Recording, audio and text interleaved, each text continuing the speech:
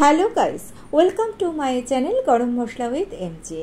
ঘরে থাকা কিছু সাধারণ উপকরণ দিয়ে খুব সহজে এবং কম সময় সফট এবং স্পঞ্জি ম্যাঙ্গো কেকের একটা রেসিপি নিয়ে চলে এসেছি। দেখতেই পাচ্ছেন কেকটা দেখতে কতটা লোভনীয় হয়েছে আর কতটা ফুলেছে, ভীষণই সফট হয়েছিল। আর এইরকমভাবে স্টেপ বাই স্টেপ ফলো করে আপনারাও খুব ইজিভাবে কিন্তু ম্যাঙ্গো কেক বাড়িতে বানিয়ে নিতে পারবেন।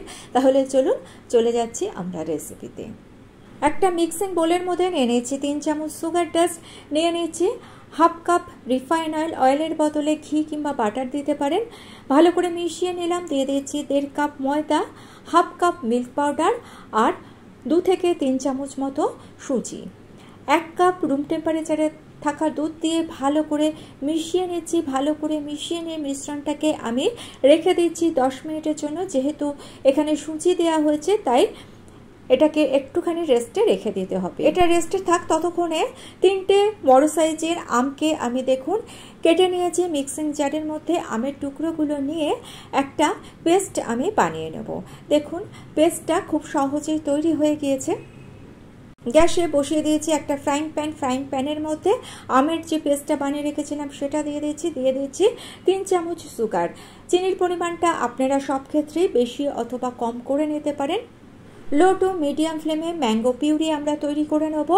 অবশ্যই লো ফ্লেমে রান্নাটা করবেন। দেখুন মোটামুটি 4 থেকে 5 মিনিট মতো এইরকমভাবে কন্টিনিউয়াস নাড়াচাড়া করার পর যখন এইরকম একটা গ্লসি ভাব চলে আসবে তখন মনে করতে হবে যে ম্যাঙ্গো পিউরিটা রেডি হয়ে গিয়েছে। এটাকে আমরা কিন্তু ঠান্ডা করে নেব।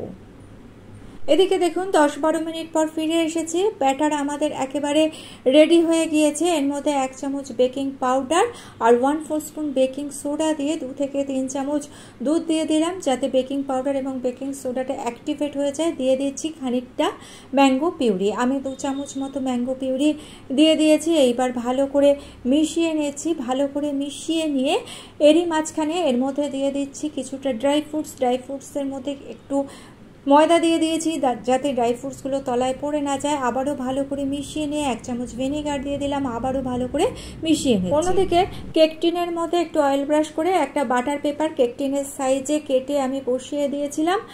এইবার ব্যাটারটা কেক টিনের মধ্যে দিয়ে দিলাম আর উপরটা একটু প্লেন করে দিয়ে কয়েকটা ব্ল্যাক রেজিন ছড়িয়ে দিলাম।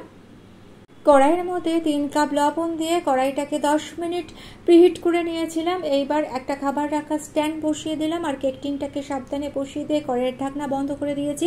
ঢাকনার ওপর ছিদ্রটাকে আটা দিয়ে বন্ধ করে দিয়ে মিডিয়াম ফ্লেমে 35 মিনিট বেক করে নিয়েছি। 35 মিনিট পর কেকটাকে আমি চেক করে নেব একটা টুথপিকের সাহায্যে। কেকটাকে দেখুন চেক করে নিচ্ছি। দেখুন টুথপিকটা একদম ক্লিয়ার এসছে। মাঝখানটা চেক করে নিচ্ছি। অনেক সময় মাঝখানটা কিন্তু বেক হয় না, তাই মাঝখানটা একটু চেক করে নেবেন।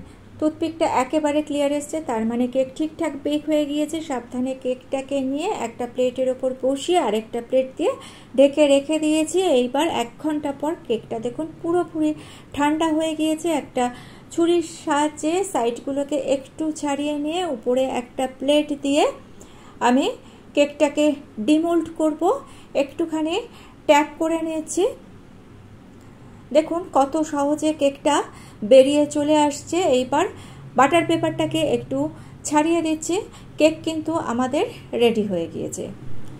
কেকটা কিন্তু ভীষণই স্পঞ্জি হয়েছে, দেখেই বুঝতে পারছেন কেকটা কতটা ফুলেছে। এইবার যে ম্যাঙ্গো পিউরিটা আমি বানিয়ে রেখেছিলাম সেটা উপর থেকে দিয়ে দিচ্ছি। একটা চামচের সাহায্যে দিয়ে উপরটা জাস্ট একটু প্লেন করে নিতে হবে, যেরকমভাবে আমরা ব্রেডে জেলি জ্যাম মাখাই ঠিক সেরকমভাবে ভালো করে ম্যাঙ্গো পিউরিটা দিয়ে এইবার কতগুলো চেরি দিয়ে কেকটাকে আমি একটু সাজিয়ে দিচ্ছি। ইচ্ছে হলে আপনারা যে কোনো ড্রাই ফ্রুটস এখানে ব্যবহার করতে পারেন, আবার যদি না চান কোনো ড্রাই ফ্রুটসই নাও ব্যবহার করতে পারেন। ভীষণই টেস্টি হয়। এইবার কেকটাকে আমি একটু আপনাদের কেটে দেখাবো। আর অবশ্যই এইরকমভাবে বাড়িতে ম্যাঙ্গো কেক বানানোর অনুরোধ রইল। ভিডিওটা ভালো লেগে থাকলে চ্যানেলটা সাবস্ক্রাইব করে নিয়ে পাশে থাকা বেল আইকনটা প্রেস করে দিয়ে অল অপশানটা ক্লিক করে দেবেন। তাহলে যখনই নতুন কোনো রেসিপি আপলোড করব তার নোটিফিকেশন আপনাদের কাছে চলে যাবে।